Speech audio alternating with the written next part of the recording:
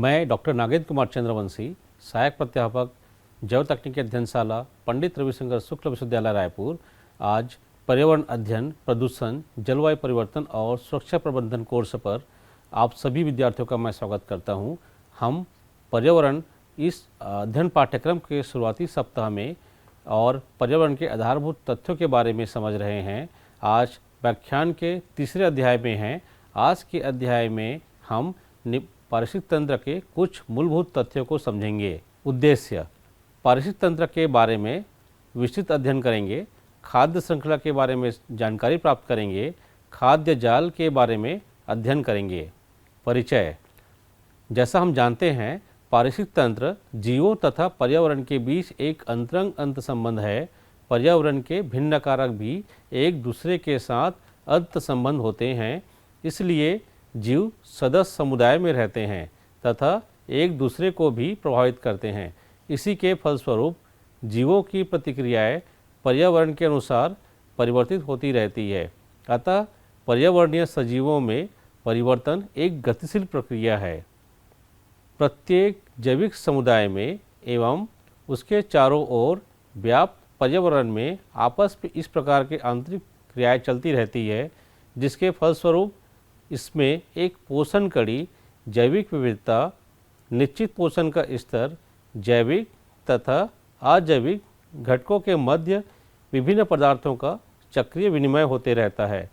इसी फलस्वरूप जैव समुदाय तथा पर्यावरण मिलकर एक स्थायी तंत्र का निर्माण करते हैं, जिसे पारिस्थितिक तंत्र कहा जाता है।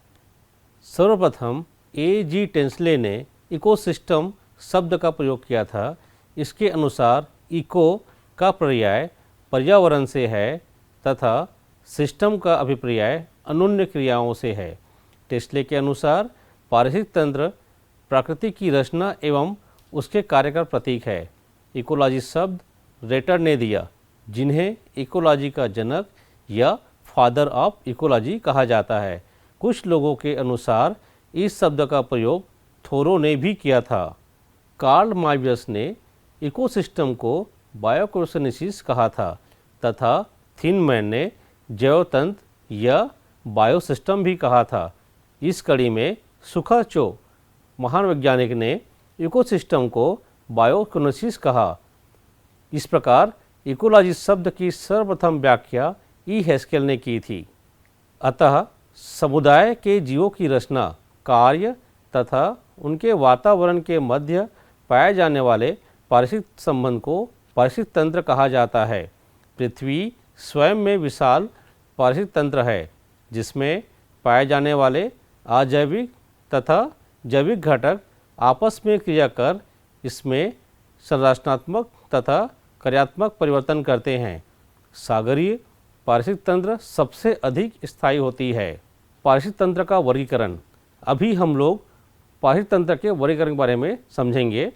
पृथ्वी में विद्यमान बृहत्तम पारिस्थितिक तंत्र को अध्ययन सुविधा के अनुसार निम्न प्रकार से विभक्त किया गया है।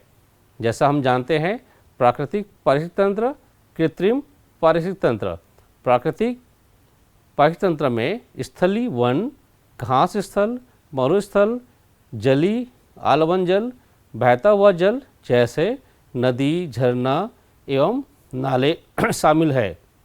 इसी तरह स्थिर जल जैसे तालाब, झील, दलदल एवं समुद्री स्तर में महासागर एवं समुद्र शामिल हैं।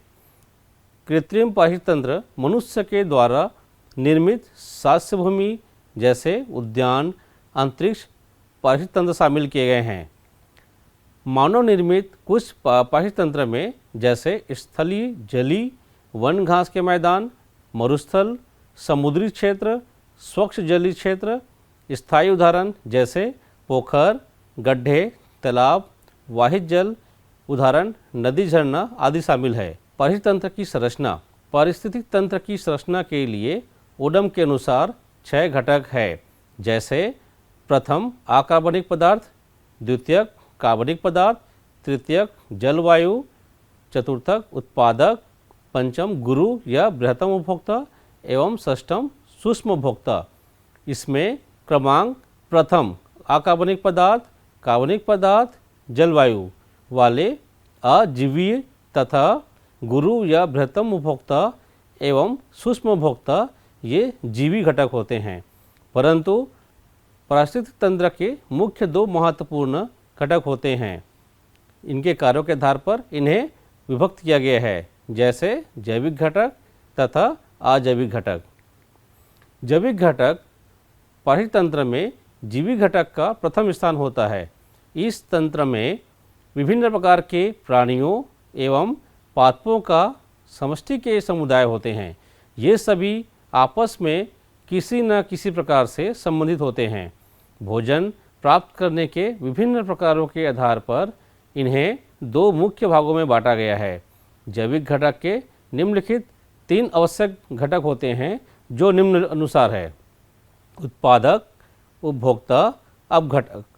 सर्वप्रथम उत्पादक के बारे में समझते हैं। उत्पादक पारिस्थितिक तंत्र में पाए जाने वाले स्वपोषी जीवों को ही उत्पादक कहते हैं। ये मुख्य उत्पादक हरे पौधे होते हैं, जो सूर्य के प्रकाश की ऊर्जा को अवशोषित कर इसे रासायनिक ऊर्जा में बदलकर ऊर्जा का निर्माण करते हैं। पारिस्थितिक तंत्र में ऊर्जा का प्रवेश उत्पादकों के माध्यम से होता है, जो भोजन के माध्यम से शीर्ष जीवों को प्राप्त होता है।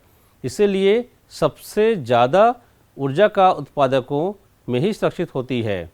इन्हीं सब कारणों के कारण उत्पादकों को ही परिवर्तक अथवा ट्रांसड्यूसर कहा जाता है। उत्पादक वायुमंडल के कार्बन डाइऑक्साइड एवं ऑक्सीजन के अनुपात को भी नियंत्रित करती है। द्वितीय कलम में उपभोक्ता पारिस्थितिक तंत्र में रहने वाले सभी परपोषी जीवों को ही उपभोक्ता कहा जाता है, जो प्रत्यक्ष अथवा परोक्ष रूप से शाकाहारी अथवा मांसाहारी होते हैं।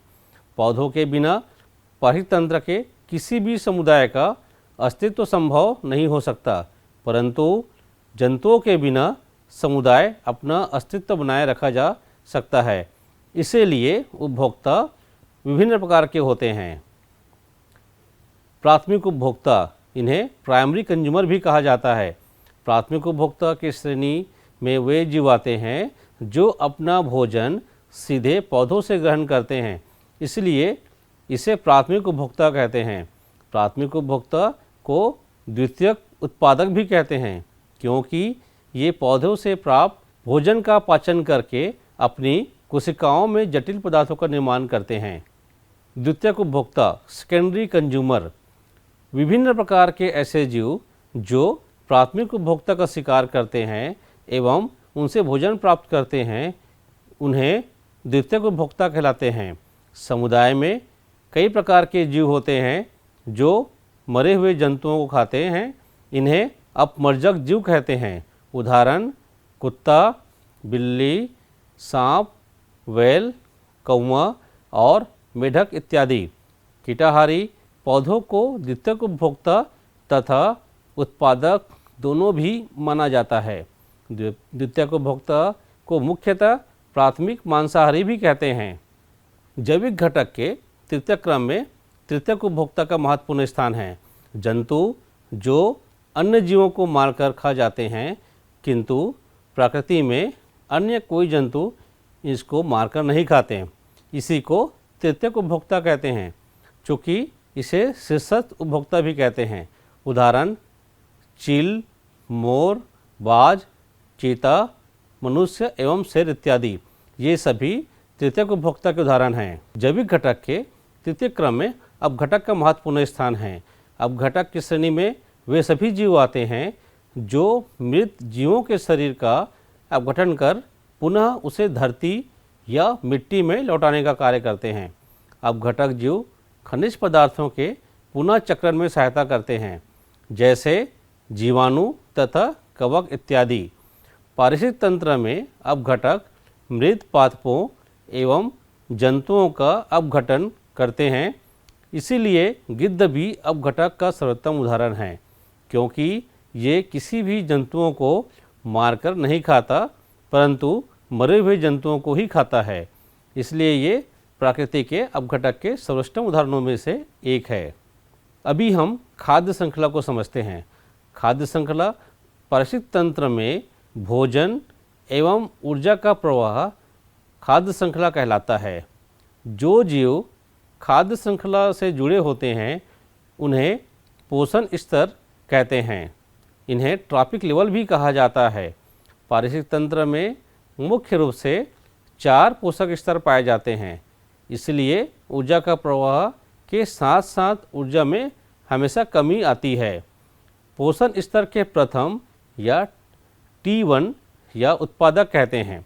पोषण स्तर के द्वितीय या T2 या प्राथमिक उपभोक्ता कहलाते हैं। पोषण स्तर के तृतीय T3 द्वितीयक उपभोक्ता कहलाते हैं। पोषण स्तर के चतुर्थ या T4 या शीर्ष उपभोक्ता कहलाते हैं। इस तरह से खाद्य श्रृंखला के ट्रॉपिक लेवल या पोषण स्तर को विभाजित किया गया है। सर्वप्रथम उत्पादक, प्राथमिक उपभोक्ता, द्वितीयक उपभोक्ता एवं शीर्षस्थ उपभोक्ता। खाद्य श्रृंखला फूड चेन के अगले कड़ी में हम अपघटकों को बारे में अध्ययन करेंगे। खाद्य श्रृंखला में अपघटकों को सम्मिलित नहीं किया जाता है, परंतु द्वितीयक पोषण स्तर में शाकाहारी जंतु आते हैं एवं अन्य पोषण स्तर तृतीय या T3 या चतुर्थ या ट्रॉपिक लेवल 4 में मांसाहारी जंतु शामिल रहते हैं। पोषण स्तर में द्वितीय स्तर में प्राथमिक उपभोक्ता कहलाते हैं। खाद्य श्रृंखला के प्रकार। खाद्य श्रृंखला विभिन्न अवधारणाओं के आधार पर इन्हें वर्गों में बांटा गया है। सर्वप्रथम चारण खाद्य श्रृंखला के बारे में अध्ययन करेंगे। चारण खाद्य श्रृंखला पारिस्थितिक तंत्र में मुख्यतः अधिकांश रूप से यही खाद्य श्रृंखला पाई जाती है, क्योंकि इस प्रकार की खाद्य श्रृंखला की शुरुआत उत्पादकों से होकर छोटे जंतुओं एवं इनसे बड़े जंतुओं की ओर होती है।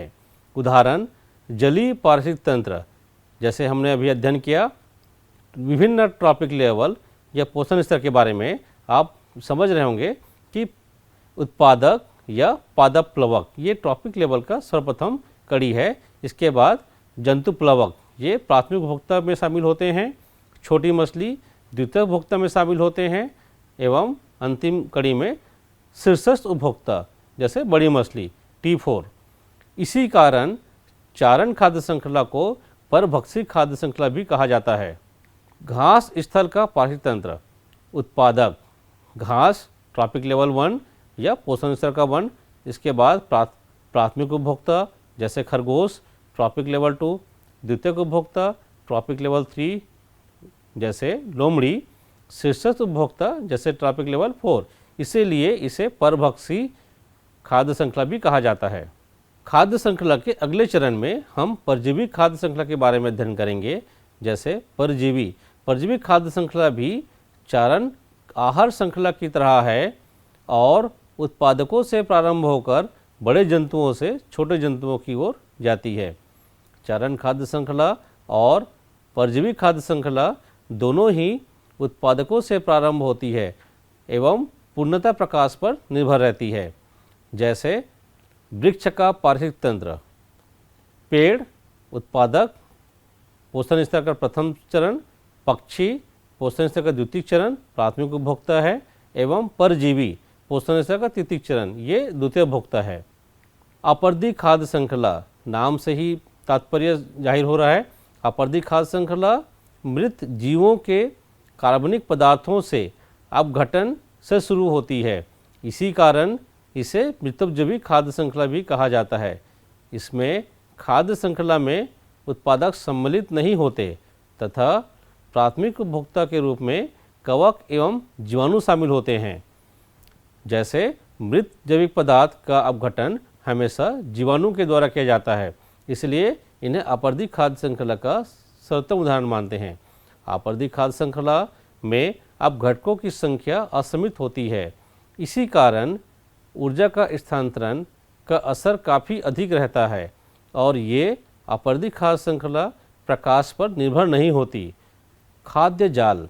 पारिस्थितिक तंत्र में खाद्य का संचार पूर्ण रूपेण सीधी नहीं होती। ये विभिन्न खाद्य श्रृंखला की श्रेणी आपस में जुड़ी होती है। जैसे हमने पूर्व अध्ययन किया, विभिन्न प्रकार के पोषण स्तर का आपस में एक संचारपूर्ण निरूपण होता है। जैसे एक खाद्य श्रृंखला का शाकाहारी जंतु कई खाद्य श्रृंखला का एक छोटे जंतु मांसाहारियों का भोजन हो सकता है। इसी कारण उपभोक्ता द्वितीयक तथा तृतीयक दोनों उपभोक्ताओं को भोजन के रूप में ग्रहण कर सकता है। खाद्य श्रृंखला के इस प्रकार एक दूसरे से जुड़ने से निर्मित रचना को ही खाद्य जाल कहते हैं। खाद्य जाल को संक्षिप्त रूप से अगर समझे, एक खाद्य श्रृंखला आपस में जुड़कर जाल जैसा निर्माण करती है, इसी खाद्य श्रृंखला को खाद्य जाल कहते हैं। खाद्य जाल जितना अधिक जटिल होता है, उसी परिणाम स्वरूप में पारिस्थितिक तंत्र भी उतनी ही अधिक स्थायी और मजबूत होती है। इसी कारण खाद्य जाल पारिस्थितिक तंत्र का स्थायित्व के नियंत्रणकारी माना जाता है। खाद्य जाल को जैविक नियंत्रण का प्रारूप भी कहा जाता है। खाद्य जाल से संबंधित कुछ प्रमुख तथ्य, जैसे खड़ी फसल, किसी भी पारिस्थितिक तंत्र के एक निर्धारित क्षेत्र में उपस्थित जैविक पदार्थ की मात्रा को खड़ी फसल कहते हैं। यह पारिस्थितिक तंत्र के लिए बहुत महत्वपूर्ण स्थान होता है। जैव भार, खड़ी फसल को जब भार के रूप में प्रतीक करते हैं, इसे ही जीव भार कहा जाता है। जीव भार को ताज़ा तौल अथवा शुष्क भार के रूप में व्यक्त करते हैं। खाद्य जाल से संबंधित कुछ अन्य तथ्य, उत्पादकता, जैव भार उत्पादन की दर को उत्पादकता कहते हैं। विभिन्न कार्यों के हिसाब से इन्हें विभिन्न वर्गों में बांटा गया है। प्राथमिक उपभोक्ता, जिस दर से भी उत्पादक प्रकाश संश्लेषण के द्वारा कार्बनिक पदार्थों का निर्माण करते हैं, एवं उत्पादक प्रकाश उत्पादित जो भार के रूप में होता है अथवा प्रति इकाई के माध्यम से प्रति इकाई क्षेत्र में संचित ऊर्जा के रूप में व्यक्त हो जाती है, इसे ही उत्पादकता की श्रेणी में प्राथमिक उपभोक्ता कहा जाता है। सकल प्राथमिक उत्पादकता, ऊर्जा के पूर्ण अवशोषण की दर अथवा कार्बनिक पदार्थों की कुल उत्पादक दर को सकल प्राथमिक उत्पादकता कहते हैं। वास्तविक प्राथमिक उत्पादकता, श्वसन क्रिया के बाद बची हुई ऊर्जा को अथवा वास्तविक जैव भार को ही वास्तविक प्राथमिक उत्पादकता कहलाती है। वास्तविक प्राथमिक उत्पादकता का गणन उत्पादन की दर से श्वसन में इस्तेमाल ऊर्जा की मात्रा को घटा के की जाती है, जिससे वास्तविक प्राथमिक मात्रा की गणना की जा सके। उत्पादकता के अन्य क्रम में द्वितीयक उत्पादकता के बारे में अध्ययन करते हैं। पोषण स्तर पर जिस रूप से खाद्य पदार्थों का उपापचय अथवा स्वायीकरण होता है, इसी को द्वितीयक उत्पादकता कहलाती है।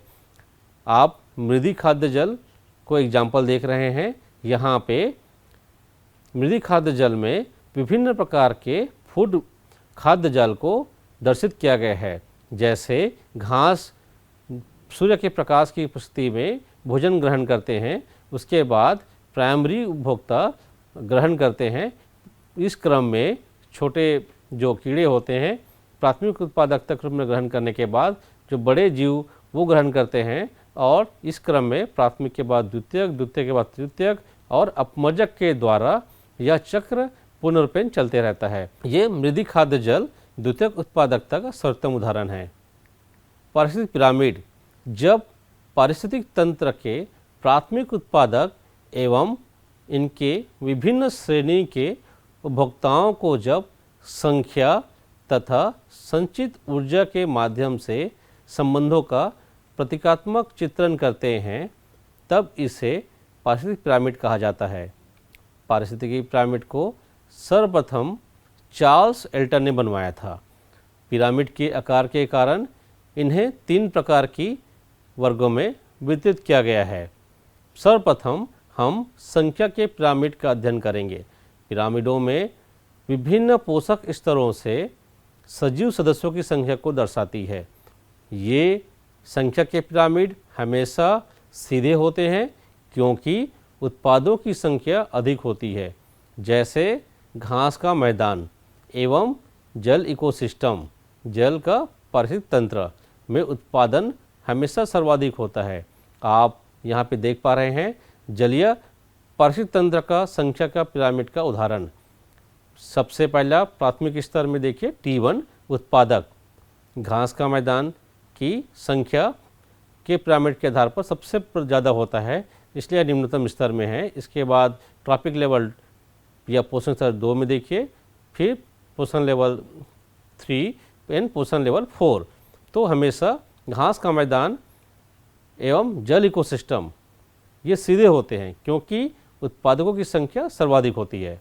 पिरामिड के वर्गीकरण में द्वितीय क्रम में जैव के पिरामिड शामिल किए गए हैं।